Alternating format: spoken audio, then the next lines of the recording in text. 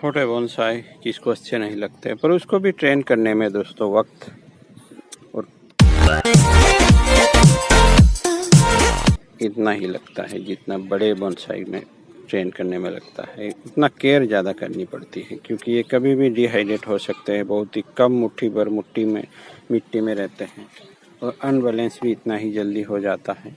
तो यहाँ बटका भी था बट ये हो गया है, तो उसको बैलेंस नीचे वाली ब्रांचों को कोई नुकसान ना हो इसलिए इस ब्रांच को हमें निकालना पड़ेगा। और यहाँ वायर बाइट भी देखने को मिला है मुझे, तो कुछ वायर भी हटाएंगे।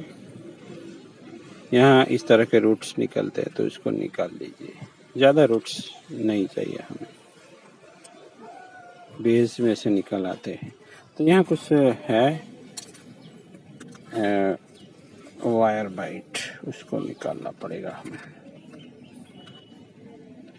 क्योंकि आपने जो वायर किया है वो ग्रोथ के हिसाब से बाइट करेगा।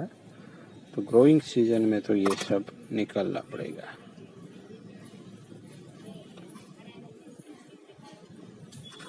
तो अभी वायर का जो काम है वो हो चुका है दोस्तों। अब हमें इन वायर को निकाल भी देते हैं तो थोड़ा बहुत शेप में इधर उधर होगा, मगर हमें जो बेंडिंग मिला है वो तो बना ही रहेगा दोस्तों।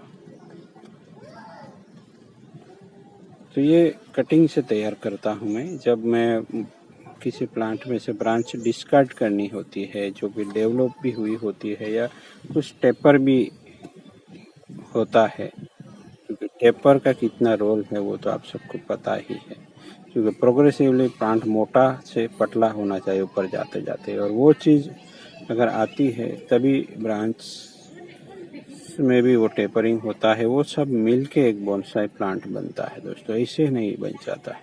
यह भी बहुत ज़्यादा वायर बाइट है। तो इस तरीके से कॉम्प्लिकेटेड एरिया में ये सब देखने को मिलेगा ही मिलेगा और उसको हटाना ही हटाना है, चाहे कितना भी वक्त लगे। वही टाइम आपका क्वालिटी टाइम होता है दोस्तों। कुछ लोग ऐसे वक्त लगने वाले वक्त से घबरा जाते हैं कि मैं कब कर पाऊंगा, ये सब इतना वक्त लगेगा। तो बिना वक्त के तो कुछ नहीं होता मेरे ख्याल से। तो और जो वक्त लगेगा वही क्वालिटी टाइम होता है। वो आप बाद में समझ पाते हैं जब आपके पास वक्त ही नहीं बचता दोस्तों। तो मैं तो जो भी टाइम मिलता है जैसे इसी से लगा हूँ, कंटिन्यू एक वीडियो देने की कोशिश भी रहती है। जिम्मेदारी समझ के निभाता हूँ, चाहे कितने लोग समझे या ना समझे, तो मैं मेरा काम करता रहता हूँ।